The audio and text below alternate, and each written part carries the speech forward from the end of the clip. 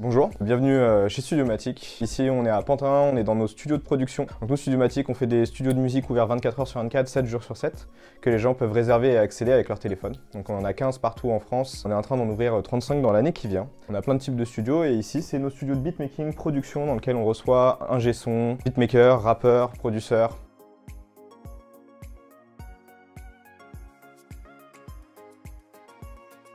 Donc les gens viennent avec leur ordi, ils ont juste à se brancher, la carte son se trouve ici. Donc on a une carte son SSL2+, qui permet tout ce qui est enregistrement. On va avoir des cartes son un petit peu plus haut de gamme, des Apollo avec tous les plugins. Ils arrivent, ils branchent et ils se retrouvent avec un panel de logiciels d'émulation de matériel audio qui valent des milliers d'euros pour la majorité. Donc on a aussi des studios de podcast, ça c'est notre dernier type de studio qui est sorti. Il y a une console qui est faite en fait pour les personnes qui soit débutent, soit sont vraiment professionnelles dans le podcast. Ça permet à n'importe qui d'enregistrer son podcast, une émission de radio, de faire du broadcast. On a des gens qui vont pour faire des live Twitch, il y en a qui vont pour faire des interviews, on a des personnes qui ont fait des livres audio avec.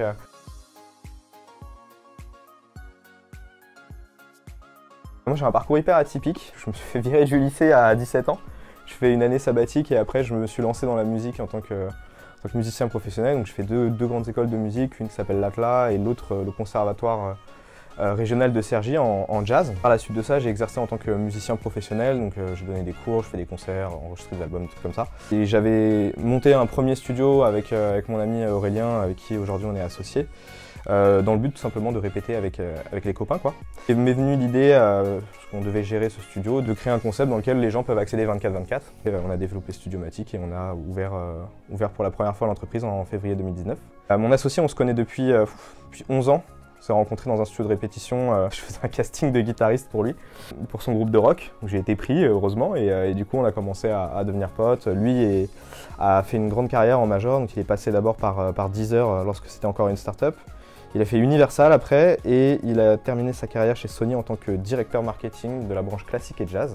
Il m'a demandé de me rejoindre début 2019, fin 2018 et il a accepté, donc il a décidé de quitter Sony pour venir monter l'aventure Studiomatic avec moi.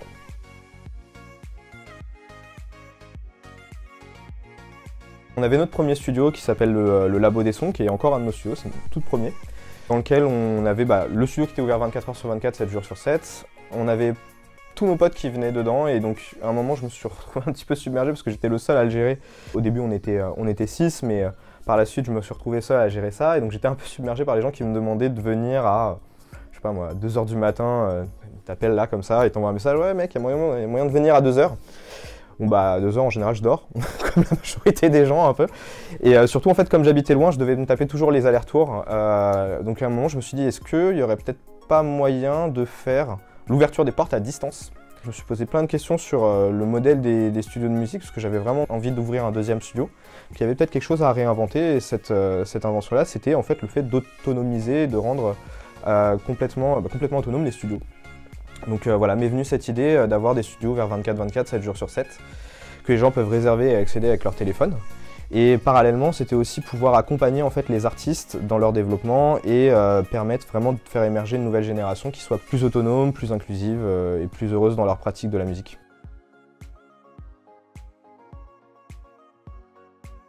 Ici, on a vraiment cette chance et je suis hyper content de la position que ça nous donne. On a la capacité de rencontrer des artistes qui sont complètement débutants. Par exemple, il y en a certains qui viennent nous voir et c'est la première fois qu'ils rentrent dans un studio et ils nous demandent même pour faire de la musique sur un ordinateur, quel ordinateur je dois acheter. On est vraiment là, à ce niveau de débutant là, et ça c'est génial. On a autant après des artistes que vous voyez à la télé, quoi. Je sais pas, parfois je me balade sur Instagram, je vois les personnes qui viennent, ils ramènent des gens comme Black M, un jour je regarde les caméras de sécurité par hasard, on voit Seth Gecko qui passe. Donc voilà, c'est des artistes qu'on voit en général à la télé, au Victoire de la musique ou des trucs comme ça. Donc évidemment, entre les deux, on a tout un pan d'artistes complètement indépendants, semi-professionnels, voire vraiment professionnels, mais dans le début de leur carrière. Et c'est hyper excitant de voir autant de gens différents et ce qui est cool aussi c'est que du coup ils se rencontrent. Ils se baladent dans les couloirs, ils se rencontrent à la machine à café, à la pause clope et tout. On a plein de types de studios de musique différents, là on est dans les studios de prod, mais dans l'autre bâtiment on a des studios de répète, on a des studios de podcast.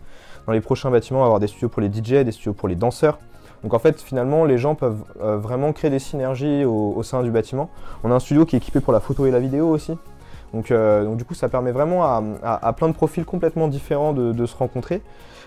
Et la particularité aussi un petit peu des studios de prod, c'est que c'est pas simplement le beatmaker qui vient tout seul faire de la musique sur son ordinateur. On a beaucoup de petits labels en fait, qui viennent, qui sont en début de structure, donc qui viennent de monter leur concept et qui viennent dans les studios en fait, pour rencontrer des nouveaux artistes et qui du coup créent des collaborations assez cool.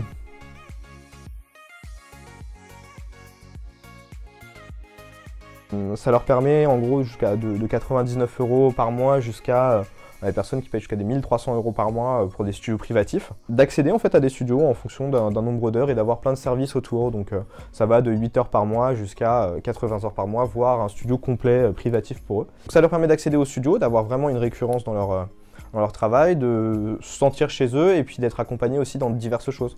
Donc ils ont la capacité de demander des office hours auprès de nos collaborateurs ou de mon associé Aurélien pour les aider à faire donc, des points de carrière un petit peu tous les mois. Ils ont accès à beaucoup de réductions dans les partenaires qu'on va chercher. On a des partenaires dans la promotion, l'édition, la formation, le matériel, plein de choses comme ça. Et donc on leur donne accès à cette bibliothèque-là de réduction. Ça leur permet simplement en fait, d'être beaucoup plus accompagnés que s'ils étaient tout seuls dans un studio qu'ils auraient loué à l'heure.